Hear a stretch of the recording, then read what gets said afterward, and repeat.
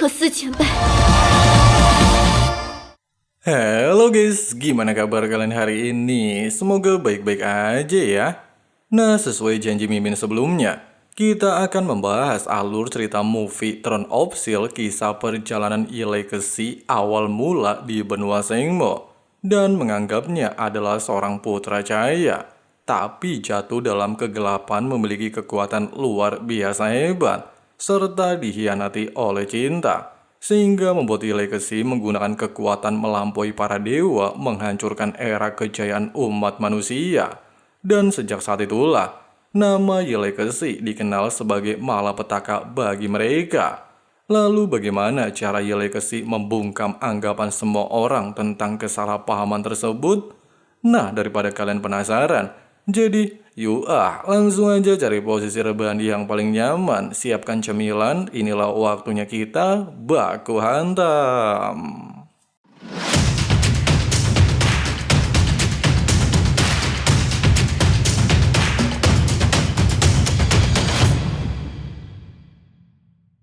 Sejak 6000 tahun yang lalu, sebelum klan iblis menyerang wilayah kerajaan Keiton jauh dari benua Sengmo, para umat manusia menganut kepercayaan terhadap tahta suci agung yang melambangkan kekuatan dewa cahaya, sehingga mereka bersujud meminta kedamaian sepanjang hari. Sampai akhirnya, seorang pendeta suci bernama Paus mengumumkan, putra cahaya akan segera terlahir ke dunia ini. Dan di sini awal mula putra cahaya Ori bersama putra cahaya KW terjadi. Di sisi lain, tepatnya di salah satu ruangan ritual, terlihat bocil bernama Pero bersama Kaisar Keiten alias bapaknya sendiri sedang melakukan sebuah ritual menggunakan pedang kerajaan menjadikan putranya sebagai dewa cahaya dengan alasan jika Pero bisa mengubah kekuatannya menjadi putra cahaya, maka hal ini akan membuat kerajaan Keiten menjadi nomor 1 di seluruh dunia.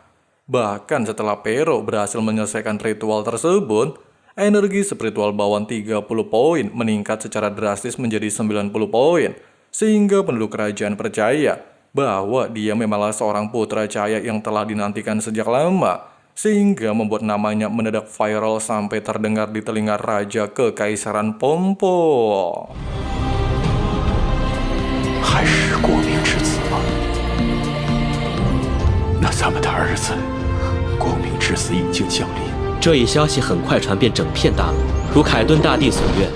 Sementara itu, kita diperlihatkan seorang pangeran kerajaan bernama Legacy baru saja dipromosikan ke level 4. Meski dia memiliki identitas putra cahaya, namun Legacy justru lebih menyukai teknik ciptaannya, bahkan memutuskan untuk mengembangkan teknik ini di masa depan. Setelah percakapan tersebut, sang pangeran terlihat main kejar-kejaran bersama dua pengawal kerajaan bernama Dylan bersama Ingsio, di mana tujuan mereka untuk menguji kekuatan Legacy. Tapi di tengah-tengah perjalanan, mereka dikejutkan sekelompok pasukan mencoba untuk menargetkan Legacy. Namun untungnya saja, wanita bocil sekaligus tuan putri kerajaan Sia bernama Flo tiba di waktu yang tepat untuk menyelamatkan sang pangeran. Nah, dikarenakan Legacy adalah calon tunangannya di masa depan, maka Flo terlihat memberikan semangat kepadanya, sehingga Legacy tanpa segan-segan membantai seluruh pasukan, serta menanyakan apa tujuan mereka. Si bebeduk bilang hanya ada satu putra cahaya di dunia ini. Mendengarkan penjelasan barusan, seketika membuat Legacy tersadar kalau orang tersebut adalah pangeran kekaisaran Keiten alias Pero. Namun belum sempat berpikir lebih jauh, si bebeduk secara nekat menggunakan bom peledak untuk membunuh Legacy. Tapi berkat adanya teknik domain waktu ciptaannya, sang pangeran berhasil membalikan situasi keadaan. Menyadari bocil di hadapannya bukan kaleng-kaleng, si bebeduk mencoba untuk melarikan diri. Hanya saja Flo segera melepaskan senjata miliknya dan menembus dimensi ruang waktu, sehingga Legacy bisa melihat sosok Pero. Waduh, ini para bocil gigi juga ya guys ya.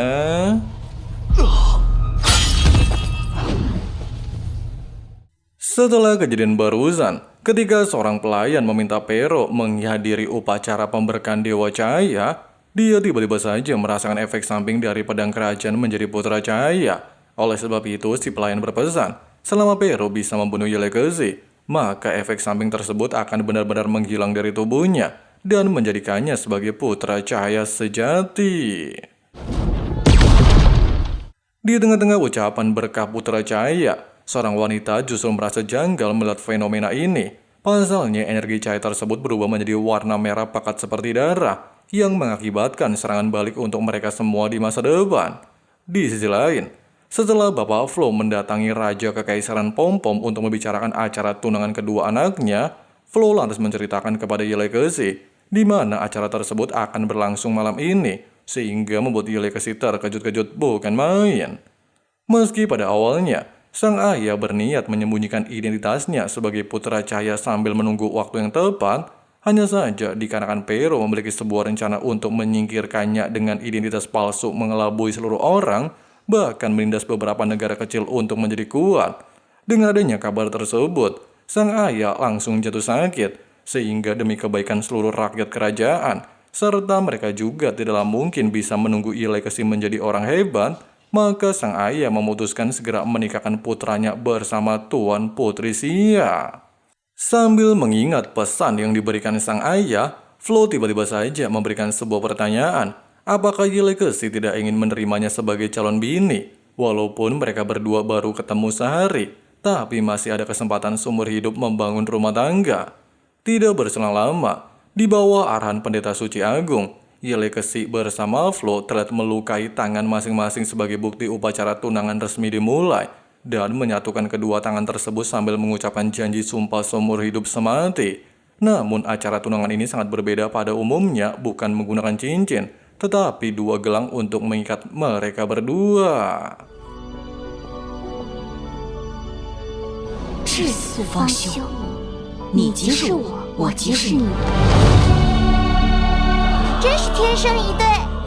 Seiring berjalannya waktu, sambil menikmati pemandangan kembang api, Flo bersama Yelekesi terlihat bertumbuh dewasa. Bahkan kedua orang ini telah mencapai level 8 dan level 7. Terlebih lagi sejak acara pernikahan kedua kerajaan akan berlangsung dalam waktu singkat, Yelekesi fokus mensejahterakan rakyat membantu warga dua kerajaan, sehingga mereka bisa hidup tenang.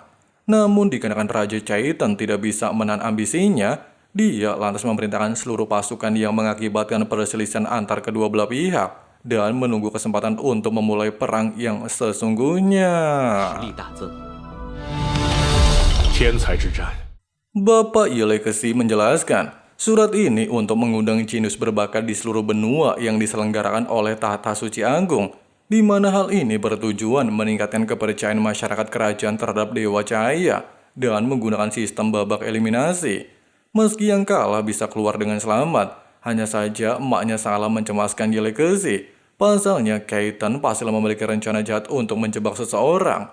Mendengarkan hal itu, Yelekesi meminta kedua orang tuanya kalem dulu. Dia akan mengungkapkan kebusukan Pero di hadapan semua orang.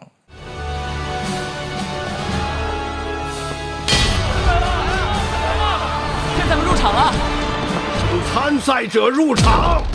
Melihat para peserta berkumpul di halaman Tahta Suci Agung, seorang pendeta lantas mengatakan kalau cincin takdir merupakan hadiah utama bagi pemenang. Oleh sebab itu, dia segera mengumumkan pertarungan jenius resmi dimulai.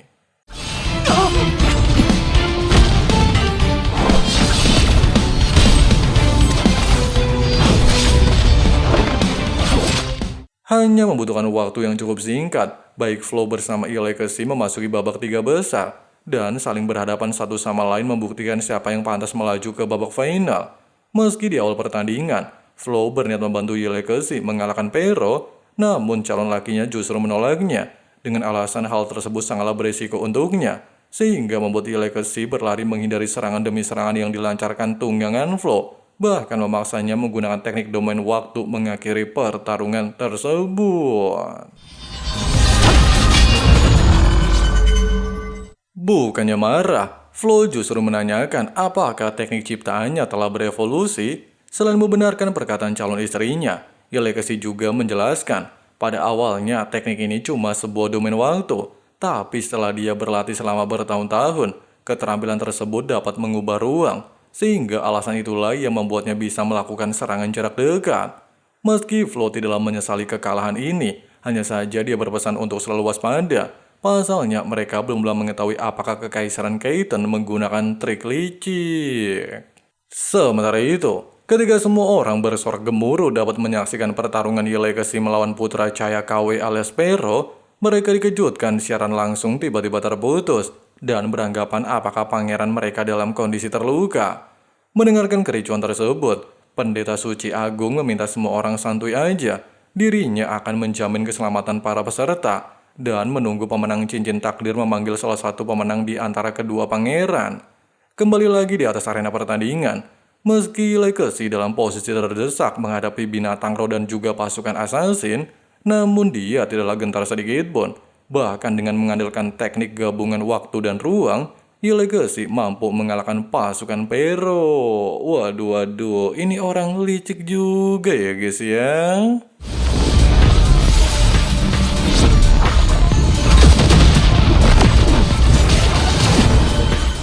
Melihat kemunculan Pero, sontak saja bikin Ye Legacy nambah muak, di mana Putra Cahaya KW cuma dapat bersembunyi di belakang untuk menggunakan trik licik. Merasa tertantang mendengarkan bebacot Ye Legacy, Pero lantas mengaktifkan teknik penyegel tingkat 9 yang sudah dia persiapkan dari awal pertandingan, sehingga dia langsung memanggil roh kematian menyeret Ye Legacy memasuki dimensi lain dan membuatnya dalam posisi tidak menguntungkan. 感受到了吗？ Pero lantas menjelaskan, selain teknik penyegelan dapat mengunci pergerakan, teknik ini juga bisa menyerap kekuatan cahaya di tubuh Ye Legacy. Dengan begitu, dia dapat menghilangkan efek samping kematian pedang kerajaan. Oleh sebab itu, Putra Cahaya KW bergegas meninggalkan tempat ini. Pasca kepergian Pero, sebelum energi spiritualnya benar-benar dikendalikan Pero, Ye Legacy mencoba untuk memikirkan cara lain untuk menghancurkan teknik penyegelan, dan ternyata secara bersamaan dengan hal ini, melihat seorang pemenang ternyata Pangeran Kerajaan Keitan alias Pero, bahkan mengaku-ngaku jika adalah Putra Cahaya yang ditakdirkan mendapatkan cincin tersebut, Dailan justru merasa janggal dengan kejadian ini. Pasalnya kalau memang Ye Legacy kalah seharusnya sudah keluar dari arena pertandingan, tapi kenapa dia belum menunjukkan batang hidung sampai detik ini? Pero beralasan, ketika pertarungan dimulai, Ye Legacy menggunakan sebuah metode jahat untuk membunuhnya. Tapi untungnya saja dia berhasil membalikkan situasi pertarungan, sehingga Pero mengurung Ye Legacy di arena baku hantam. Mendengarkan percakapan barusan, Flo justru menganggap kalau Pero adalah penipu, di mana calon lakinya tidak mungkin kalah dari Putra Cahaya KW. Merasa takut identitasnya terbongkar, Pero tanpa belas kasih melepaskan kekuatan cahaya mental untuk menekan semua rekan-rekan Ye Legacy. Di sisi lain, merasakan energi spiritual cahaya mulai mencapai batasan, bahkan tidaklah sepenuhnya memiliki energi cahaya, Ye Legacy lantas memikirkan hal ini. Seandainya dia bukan Putra Cahaya, mungkin tidak pernah memiliki kekuatan tersebut. Namun mengingat Ye Legacy lebih menyukai teknik ciptaannya, dia akhirnya tersadar kalau teknik ini dapat membuat sebuah domain pengendali ruang dan waktu, sehingga dia langsung memfokuskan diri berimajinasi untuk memahami energi di tempat ini. Alhasil, hanya dalam waktu singkat, Ye Legacy benar-benar merasakan energi seperti cahaya, di mana semua energi tersebut berasal dari alam sekitar. Bahkan dengan adanya domain alam semesta, Pangeran Kerajaan Pompo dapat mengubah semua energi spiritual di tempat ini menjadi energi yang dia butuhkan, dan berhasil melepaskan diri. Sementara itu, ketika Pero masih ngebacot sana-sini, membuktikan jika dia memanglah Putra Cahaya yang ditakdirkan memiliki cincin ini, Dewa Cahaya terlihat menunjukkan diri, sehingga membuat cincin takdir mengakui Ye Legacy adalah Putra Cahaya yang sesungguhnya.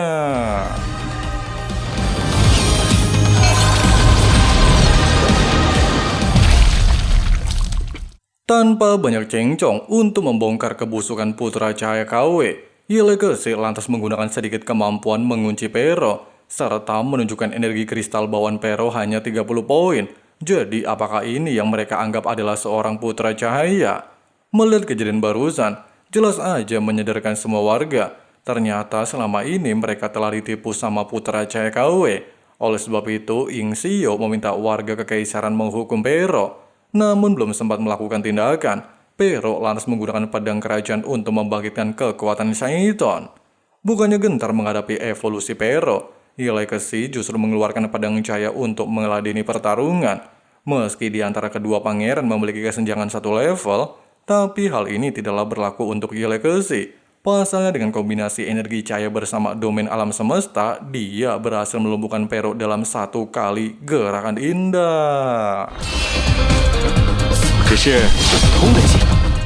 Pasca menerima serangan tersebut, serta mengingat semua penghinaan dan juga penderitaan sejak bocil, seketika membuat emosi Pero meledak-ledak. Pasalnya dia tidaklah ingin semua pengorbanan ini berakhir dengan kegagalan. Oleh sebab itu, Pero langsung menyerap seluruh energi kejahatan yang pernah diberikan pada warga kekaisaran. Masih ingat kan guys? Itu loh waktu Pero masih bocil menghadiri upacara berkah putra cahaya hujan dan menciptakan kemampuan tornado kematian. Melihat tindakan Pero terlalu berlebihan, serta mengancam keselamatan warga kekaisaran, Ye Legacy dengan cepat mengaktifkan kekuatan Dewa Cahaya menghapus energi syaitan kejahatan, sehingga membuat semua warga tersadar kalau Ye Legacy memanglah putra cahaya. Merasa kesal ngedengerin pengakuan warganya, Pero secara brutal memanggil binatang iblis untuk membunuh Ye Legacy. Tapi...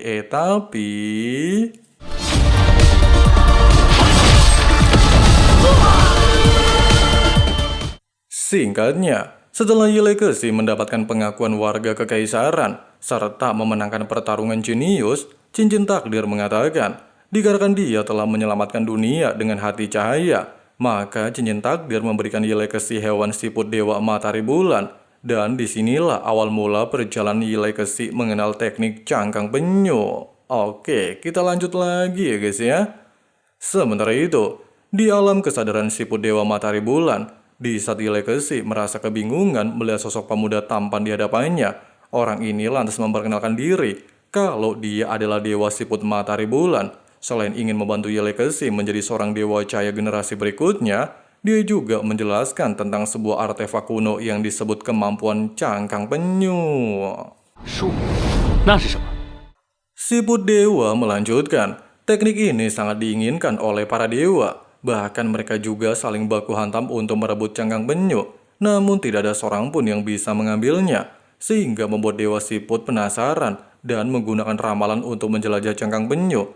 Tapi sayangnya hal tersebut malah bikin salah satu matanya menerima hukuman dan kehilangan setengah kemampuan ramalan.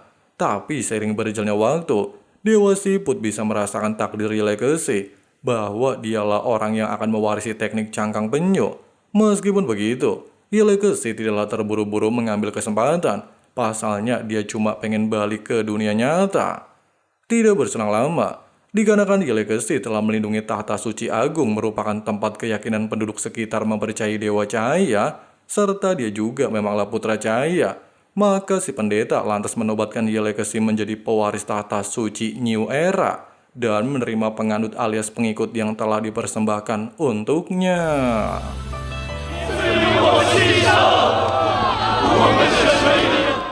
Baru saja melangkahkan kaki, Ye Legacy merasa janggal ngeliat tingkah laku si bocil, sehingga dia langsung menanyakan apa maksud semua ini. Si bocil mengatakan, sejak dilahirkan semua tubuh, jiwa maupun darah akan diberikan pada dewa cahaya, di mana hal itu sebagai bukti keyakinan mereka. Meski pada awalnya putra cahaya tidak membenarkan keyakinan warga setempat, serta meminta si bocil agar menghentikan ajaran tersebut, kalau dewa sekalipun tidaklah berhak merebut semua miliknya. Tapi hal mengejutkan kembali terjadi. Penganut ajaran yang ditinggalkan Pero sudah melampaui batas kewajaran. Pasalnya semua warga mendadak gila, bahkan rela mengorbankan hidupnya demi Ye Legacy. Waduh, ternyata bukan Walid doang ya guys ya, tapi di sini juga ada ya. 如此的可怕。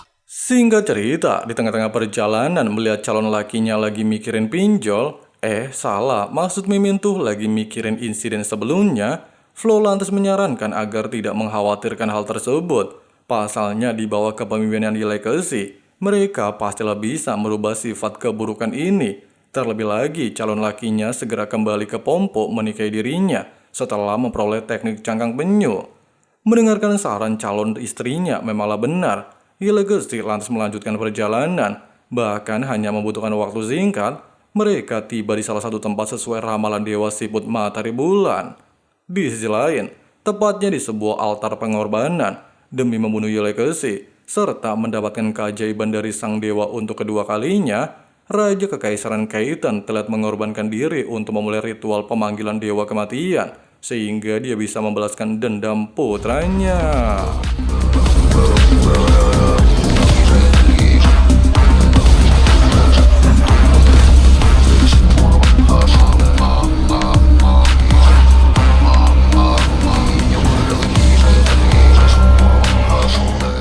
Dan benar saja, ketika Flow bersama Legacy baru memasuki area ramalan siput Dewa Matahari Bulan, Dewa Kematian melepaskan serangan meteor untuk memisahkan kedua pasangan ini, bahkan langsung membawa Electrolux ke wilayah terlarang. Tanpa basa-basi, melihat kehadiran Legacy, penganut ajaran sesat Kekaisaran Keitan lantas memohon pada Dewa Kematian segera membunuh pemuda tersebut.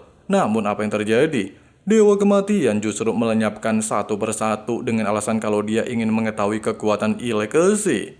Bukannya takut, Legacy justru merasa terkejut seorang Dewa Kematian bisa dikendalikan oleh manusia. Dewa Kematian bilang, semua ini merupakan hal wajar dan menganggap aturan yang dia ciptakan sangat adil, sehingga dia secara brutal melepaskan serangan. Tapi untungnya Legacy dengan cepat menggunakan domain waktu. Walaupun kemampuan barusan dapat melawan kekuatan Dewa Kematian, hanya saja tidaklah mampu bertahan cukup lama. Pasalnya Electrolux bukan dewa. Ya iyalah, namanya juga masih culun manusia biasa. Kalau Legacy jadi dewa sejati mah elu doang mah sepele. Oleh sebab itu, Dewa Kematian berniat mengakhiri hidup Legacy. Namun dikarenakan sang MC memiliki tingkat kehokian lebih tinggi dari kalian, bahkan hal tersebut sesuai dengan ramalan Dewa Siput Matahari Bulan, dia lantas mengorbankan diri, serta mengirim Legacy memasuki teknik cangkang penyu, dan haruslah mengandalkan kekuatan sendiri untuk memperoleh teknik tersebut. Sesampainya di ruangan cangkang penyu, serta merasa kebingungan dengan tempat ini, Legacy beranggapan apakah dia sedang melewati ujian. Mendengarkan anggapan tersebut, si bocil gadis remaja bersama nenek keriput langsung menghantui pikiran Legacy dan mengatakan untuk mendapatkan teknik cangkang penyu, dia tidaklah memerlukan ujian dengan alasan apa yang diinginkan Electrolux akan segera terwujud. Namun dikarenakan manusia selalu menyukai sesuatu hal rumit, bahkan seringkali lupa diri dan gak pengen kembali ke dunia nyata, sedangkan Legacy hanya ingin memiliki kekuatan setara membunuh Dewa Kematian. Jadi sebelum Electrolux dapat menguasai kekuatan ini, si nenek lantas menceritakan asal mula Putra Cahaya terdahulu bisa mewarisi cangkang penyu. Putra Cahaya pertama memakan siput Dewa Matahari Bulan untuk menjadi naga raksasa. Putra Cahaya kedua memakan siput Dewa Matahari Bulan untuk menjadi dewa kemuliaan. Sedangkan Legacy Putra Cahaya ketiga haruslah melakukan hal yang sama, sehingga mendapatkan kekuatan melampaui para dewa. Dengan adanya fakta barusan, Legacy akhirnya tersadar kalau semua ini memanglah takdirnya. Meskipun begitu, Legacy cuma percaya sama dirinya sendiri bukan takdir, sehingga dia menganggap hasutan generasi ketiga cangkang penyu hanyalah omong kosong. 伊莱克斯，人也该到此为止了。 Setelah kejadian barusan serta mendengarkan ucapan gadis remaja bahwa Electrolux tidak memiliki tekad menjadi dewa, Legacy lantas memberikan sebuah pertanyaan, apa hubungannya teknik cangkang penyu sama dewa? Generasi ketiga menjelaskan, teknik tersebut bukanlah sekedar kemampuan unik ataupun mencapai ambisi seseorang, tetapi sebuah tekad yang berasal dari alam semesta. Bahkan dikarenakan Legacy memiliki tekad begitu hebat terhadap dirinya sendiri, maka generasi ketiga bersedia membuat perjanjian untuknya memperoleh teknik cangkang penyu. Oleh sebab itu, mereka lantas kembali menanyakan, kekuatan apa yang diinginkan Electrolux? Legacy bilang cuma pengen kemampuan sihir melampaui para dewa. Dan sejak inilah, Electrolux memiliki teknik overpower, bahkan membuat Dewa Kematian kena mental. Waduh.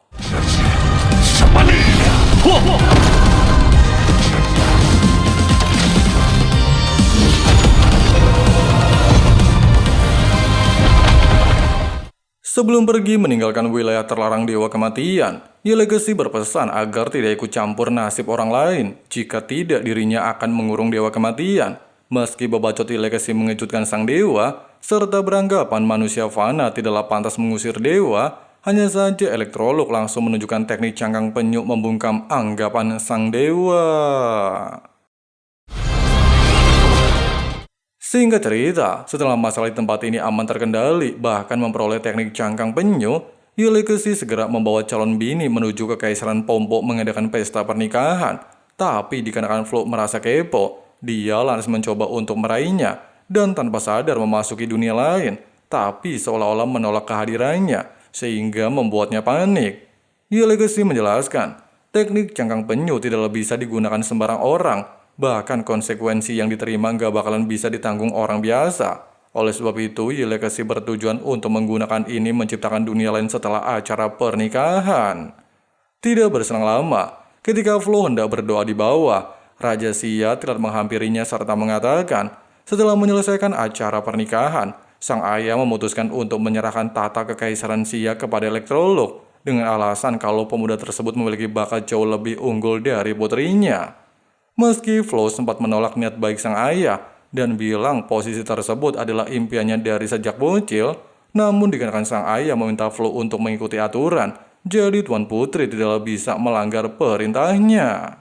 Di sisi lain, setelah Legacy menerima hasil panen warga Kekaisaran Pompo dan sebelum acara pernikahan dimulai, kedua orang tua Legacy ternyata sudah mempersiapkan upacara penobatan menjadi raja baru.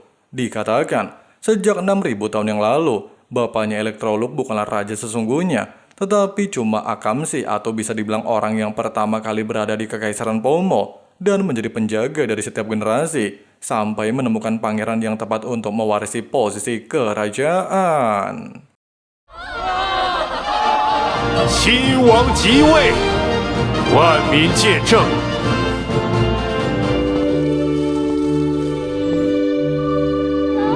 今天真开心。 芙蓉公主好美啊！ Malam harinya, di bawah arahan pendeta suci mewakili Dewi Cahaya mengumumkan acara pernikahan resmi dimulai. Tapi sebelum itu, si pendeta memperingatkan Flo bersama Legacy agar tidak melanggar sebuah janji yang keluar dari mulut mereka berdua. Oleh sebab itu, kedua calon pengantin langsung bersumpah di depan para tamu undangan bahwa mereka akan menjadi suami istri, berbagi suka maupun duka sepanjang hidup sampai ajal menjemput mereka. Namun tanpa terduga, setelah pendeta suci mengesahkan janji Pangeran Kekaisaran Pompo dan Tuan Putri Sia, Legacy justru dikhianati oleh istrinya sendiri, bahkan menerima tusukan pisau tajam tepat di dadanya.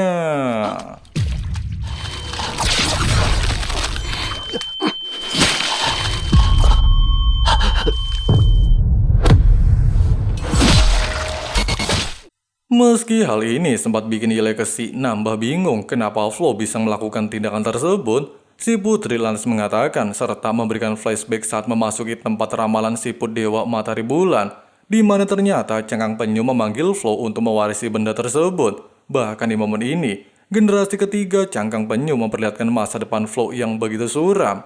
Selain ngelihat Raja Sia menyerahkan posisi kerajaan kepada Legacy, bakatnya juga lebih rendah dibandingkan Pangeran Kekaisaran Pompo. Sehingga tiga syaiton ini terus-menerus menghasut pikiran Flo dan menganggap kalau Tuan Putri Sia hanyalah sebagai pengikut orang lain. Walaupun masa depan ini bukanlah sesuatu yang dia inginkan, tapi setelah Putri Sia membenarkan ramalan cangkang penyu, hal tersebut seketika membuat keyakinannya pudar, bahkan hampir frustasi, lupa diri, serta pengen bundir. Namun di tengah-tengah kegelisahan Flo, seorang ahli jahat langsung menghampirinya, di mana dia bisa memberikan kesempatan mengubah masa depan Flo menjadi kenyataan. Tapi dengan syarat, Flo harus membunuh Putra Cahaya dengan pisau belati dilumuri sebuah racun. Ya bisa dibilang semua pencapaian Legacy membuat calon bininya iri ya guys ya. Meski hari ini adalah pukulan telak bagi Legacy, bahkan pisau racun membuatnya kehilangan seluruh kekuatan, serta merasakan sakit luar biasa edun. Tapi hal ini tidak sebanding melihat pengorbanan kedua orang tua menyelamatkan hidupnya dan meminta Ying Xiu bersama Dylan untuk membawa Putra Cahaya pergi meninggalkan tempat ini.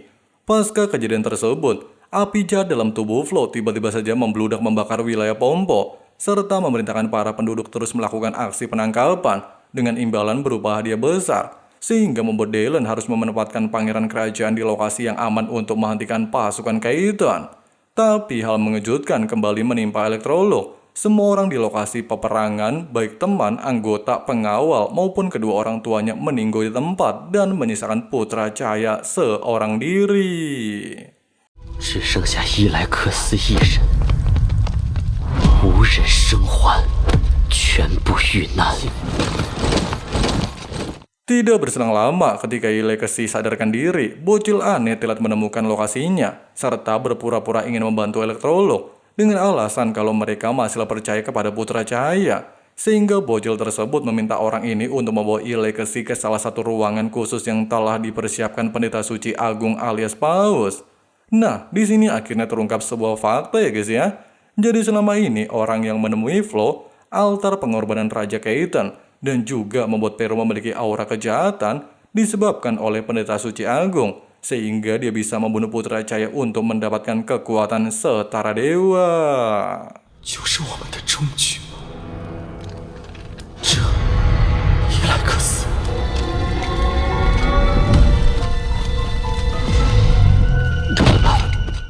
Singkat cerita, di alam kesadaran Dewa Kematian, Legacy terus bereksperimen menciptakan kemampuan baru. Walaupun telah gagal selama ratusan kali, bahkan Dewa Kematian menganggap semua pengorbanan siput matahari bulan percuma saja dan memperingatkan Elektroluk aturan yang ditetapkan oleh penciptaan tidak mungkin bisa dilanggar.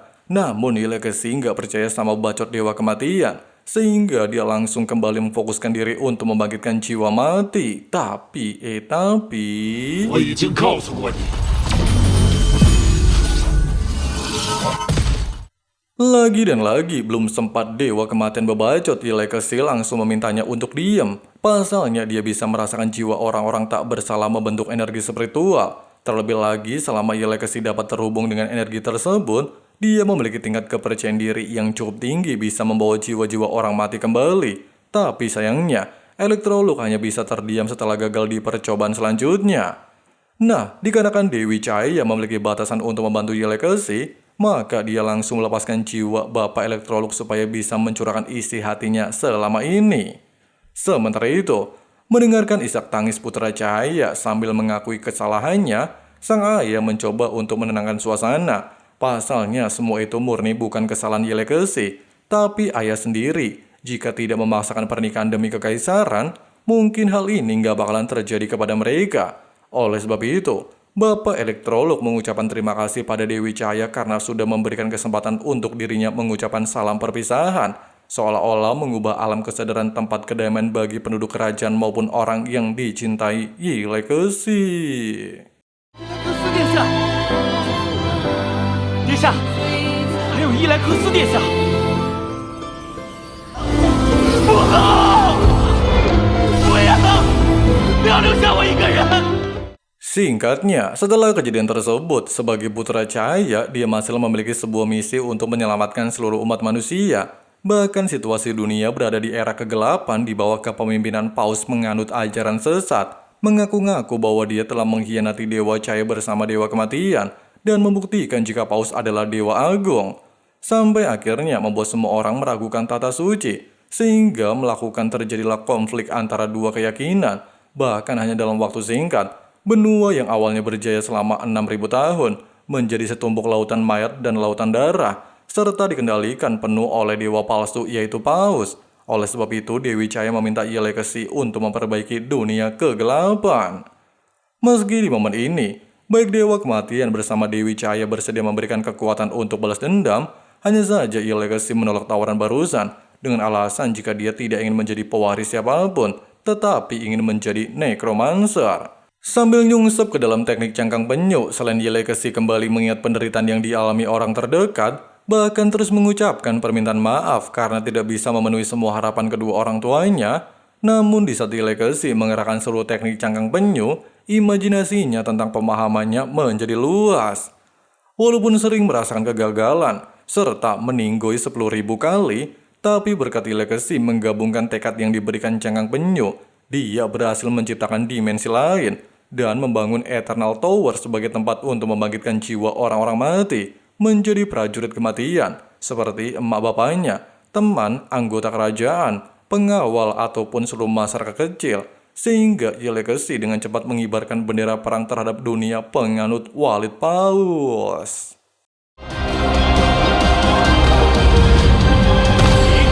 是天灾，以血还血，以牙还牙，将会率领你们，都将是我们所向披靡。 Di sisi lain, ketika Pero lagi asyik main sama cabe-cabean, dia langsung dikejutkan melihat prajurit mayat hidup memasuki ruangan, sehingga memaksanya berjibaku melawan prajurit tersebut. Tidak lama, Yi Legacy juga tiba di lokasi tersebut, bahkan tanpa belas kasih mematahkan semua tubuh Pero. Meski di momen ini Pero memohon agar tidak membunuhnya, serta menjelaskan secara detail kalau semua ini adalah rencana jahat Dewa Agung alias Paus, tapi Yi Legacy menghiraukan bebacut Pangeran Kaiton dan mengambil jantungnya. Yi Legacy nih bos, senggol dong. 真聒噪。 Sementara itu, sebelum upacara pelantikan Raja baru Kerajaan Xia dimulai, Flow tidak jauh berbeda dari sebelumnya. Selain memiliki ambisi di luar batas kemampuan manusia biasa, dia juga ternyata mengorbankan hewan peliharaan untuk menjadi penguasa. Buset, hatinya jadi busuk ya guys ya. Pasti gara-gara ajaran sesat si Paus ya kan? Tidak berselang lama, setelah Flow dilantik sebagai Ratu Kerajaan Xia, dia langsung mengucapkan janji kampanye mengatasnamakan tahta suci agung, menjadikan Kerajaan Xia sebagai tempat para dewa, sehingga meyakinkan penduduk sekitar di bawah kepemimpinan Flow. Tapi melihat sosok mantan lakinya ternyata masih hidup, jelas aja bikin Flow terkejut-kejut bukan main. Pasalnya meski dia mengakui bakat Yi Legacy memanglah kuat, hanya saja Flow tetap memilih untuk membunuhnya dengan alasan jika pengen mewujudkan semua impian di masa depan. Mendengarkan kata masa depan, Yi Legacy tanpa WO segera menggunakan domain alam semesta untuk mengembalikan waktu saat melangsungkan acara pernikahan dan bertemu sosok dirinya pas masih bocil dan mengatakan jika Putri Xia sebenarnya telah memiliki masa depan begitu cerah, namun harapan seketika hilang ditelan ambisinya karena mengkhianati Yi Legacy. Oleh sebab itu, Electrolux langsung merenggut jantungnya. Singkat cerita, demi menghapus kejahatan Dewa Agung, pasukan Yi Legacy berbondong-bondong memberantas prajurit tahta suci. Dan sejak itulah Electrolux memiliki sebuah julukan sebagai Dewa Necromancer, bahkan mendadak VYP di seluruh benua, sehingga menjadi ancaman bagi seluruh umat manusia. Seiring berjalannya waktu, Paus Dewa Agung tidak menunjukkan diri, serta menceritakan kisah 6.000 tahun yang lalu. Dia merupakan seorang putra cahaya kedua yang memakan siput Dewa Matahari Bulan. Walaupun hal ini dapat meningkatkan kekuatan, hanya saja semua itu masih belum cukup. Oleh sebab itu, Paus mengajak Yi Legacy bekerja sama memakan siput Dewa Matahari Bulan untuk menjadi dewa penguasa New Era, dan secara diam-diam menggunakan teknik Shaiton menyerang Electrolux.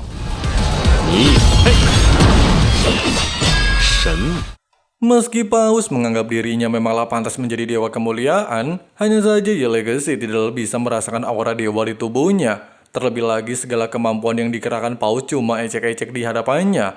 Oleh sebab itu, Yi Legacy menunjukkan teknik perbandingan antara mereka berdua.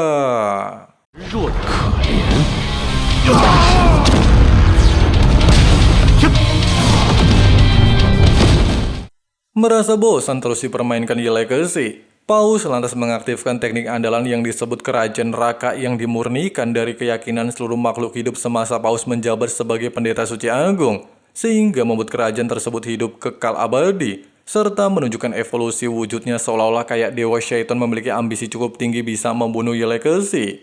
Sambil memblokir serangan tersebut, Electrolux lantas menegaskan, selain kekuatan Paus masih terbilang cukup lemah, dia juga akan memberitahunya bagian terpenting seorang dewa adalah pertarungan aturan. Mendengarkan kata pertarungan aturan, jelas aja bikin Paus nambah kesal, di mana sejak dia dilahirkan aturan ini selalu mengekang Paus, bahkan tidak mendapatkan imbalan sedikit pun, sehingga Paus memilih jalan pintas untuk memakan tubuh Yi Legacy dan menjadi penguasa di seluruh benua. Namun ternyata sudah menggunakan teknik pertarungan aturan mengubah tubuhnya menjadi tubuh Paus. Meski dikatakan Paus masih dapat menahan serangan Legacy, tapi di sini Electrolux menganggap kalau Paus adalah mantan putra cahaya paling menjijikan dengan alasan jika Paus tidak memiliki kemampuan untuk menandingi dirinya, sehingga Legacy memberikan dewa kemuliaan julukan baru yaitu Ampas Masyarakat. Bahkan dewa kematian sekalipun menolak jiwa Paus.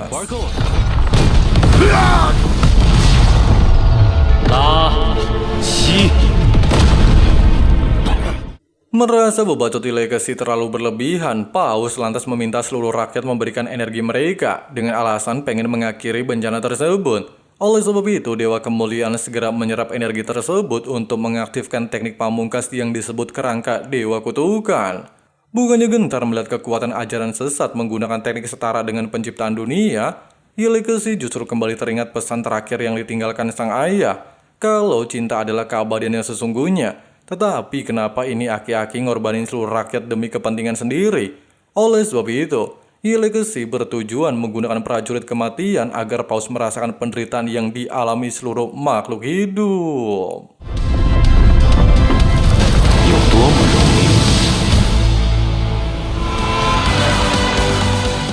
Singkat cerita, di area pemakaman, siput Dewa Matahari Bulan justru merasa kagum dengan kemampuan Legacy. Pasalnya dia mampu mempertahankan semua mayat hidup dalam waktu lama, bahkan hal yang paling mustahil dilakukan para dewa. Meskipun begitu, Legacy menganggap dirinya bukanlah orang lain. Terlebih lagi setelah perang berakhir, dia tidaklah tertarik lagi dengan dunia manusia, di mana Electrolux memilih tetap di sini bersama keluarga, sambil menunggu seseorang yang layak mendapatkan bantuan darinya. Mendengarkan keputusan Legacy, Dewa Matahari Bulan lantas mengakhiri perjalanan, dengan alasan kalau dia akan menunggu putra cahaya berikutnya serta mendapatkan misi baru. Nah, disinilah awal mula cerita kenapa Electrolux mengasingkan diri, bahkan menolak dunia manusia yang bisa didapatkan dengan cara mudah, tanpa memperdulikan kisah buruk tentang masa lalunya, di mana Legacy ternyata cuma pengen hidup tenang, sehingga dia membangun Eternal Tower untuk diri sendiri memasuki tidur panjang, sampai benar-benar ada seseorang yang membangunkannya. 我挚爱龙浩辰，求伊莱克斯前辈。直到那个能唤醒他的人。 Nah guys, seperti itulah perjalanan Electrolux di series full movie Throne of Steel-nya. Gimana guys pendapat kalian? Coba tulis di kolom komentar ya. Oke lah, mungkin segitu dulu untuk pembahasan alur cerita hari ini. Terima kasih banyak banget buat kalian semua yang udah nyimak terus dari awal video sampai habis. Di sini Mimin baik hati undur diri dulu. See you and bye bye.